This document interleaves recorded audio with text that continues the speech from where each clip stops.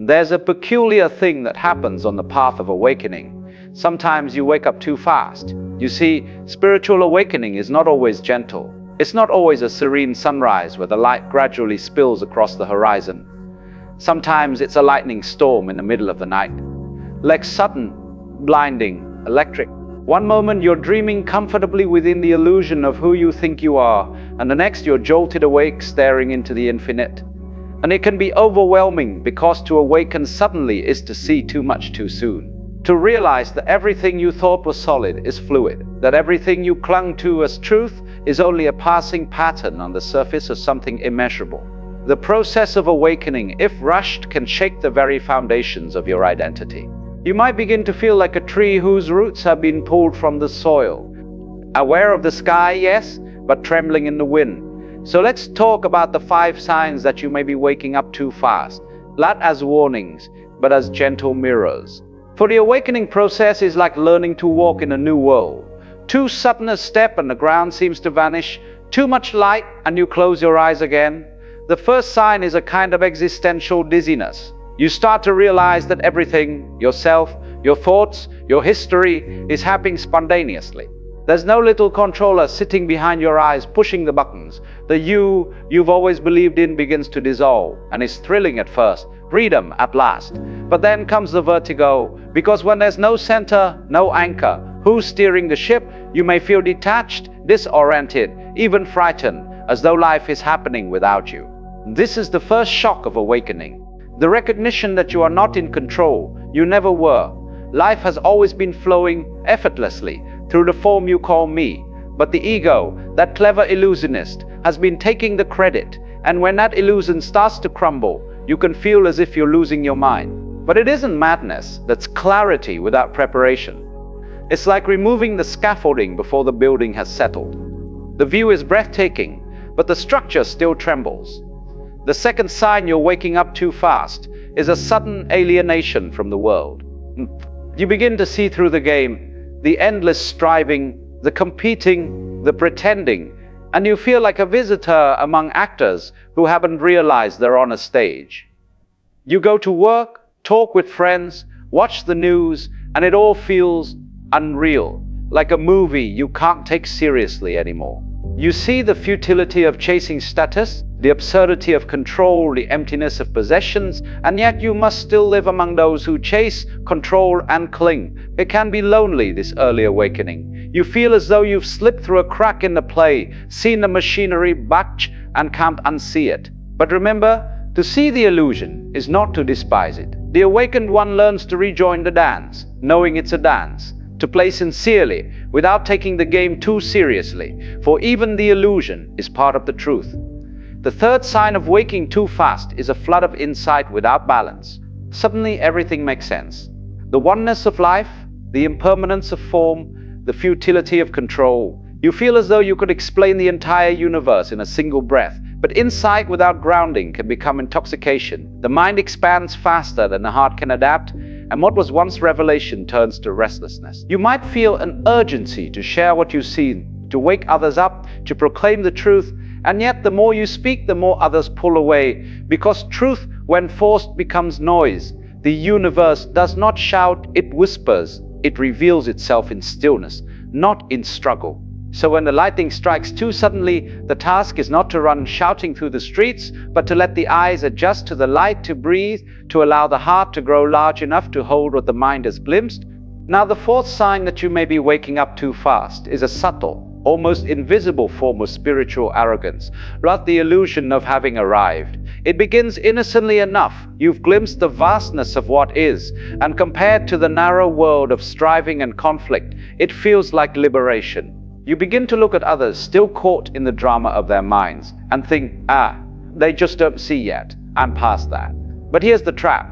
The ego, though wounded, slips on a new disguise, a spiritual one. It whispers, now you are the awakened one, the special one, the teacher among the sleepers. And in that moment, awakening becomes another dream. For to imagine oneself enlightened is to be blind again, only this time in a more refined costume. True awakening is not a crown, but a shedding. It is not a mountain you climb, but a sky that opens when you stop climbing. The more deeply you awaken, the more ordinary you become. Not dull or apathetic, but simple, open, without pretense. The wise do not proclaim their wisdom, they laugh at their seriousness, because they see that life itself has no hierarchy. The ant crawling on the stone, the child laughing in the rain, and the monk meditating on the mountain are all expressions of the same divine pulse. So if you find yourself thinking you're beyond others, pause, feel your breath, listen. The truth needs no defense, no superiority. The ocean does not compare its waves. Now the fifth and final sign of waking up too fast is grief, the quiet sorrow that comes when everything you once held sacred begins to dissolve. You start to see that the people you love, the memories you cherish, even your own personality, all of it is impermanent, fleeting, like mist that forms and fades in the morning light. And though you understand this intellectually, the heart still aches because the mind can accept impermanence long before the body can bear it.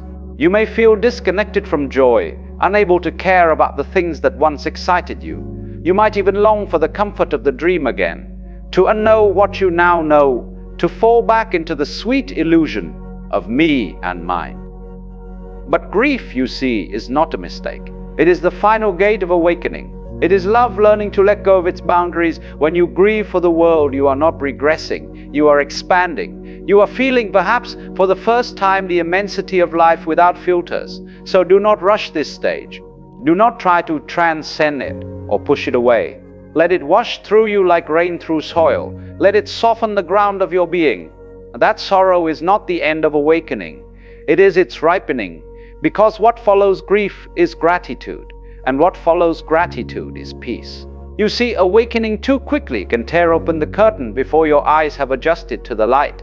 But the solution is not to close the curtain again. It is to rest in the light until your vision clears. When you slow down, you realize that awakening was never meant to be a race. The universe unfolds like a flower, not an explosion. And you are that flower. You cannot force the bloom without tearing the petals. So if you find yourself waking too fast, dizzy, detached, proud, or aching, breathe, sit quietly. Let the process move through you, not around you. The truth is patient. It will wait for you. And eventually, when the storm settles, you'll find that awakening was not something that happened to you, but something that had always been quietly happening as you. The light was never outside, never separate, never rushing.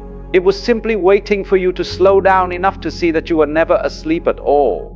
The greatest paradox of awakening is that there is no finish line, no fully enlightened state to capture, no permanent summit from which to look down upon the rest of the world. There is only deepening, lay widening, lay softening. When you slow the pace, you begin to see that awakening is not an event, but a rhythm. It is not a sudden burst of light, but a breathing in and out of awareness. It unfolds precisely as it must, and every stage, confusion, ecstasy, grief, humility, is sacred. If you wake up too fast, you may think the world is broken. But look closer. The world has always been awake.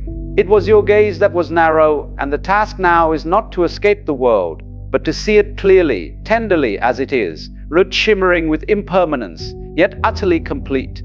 Do not try to live as the awakened one.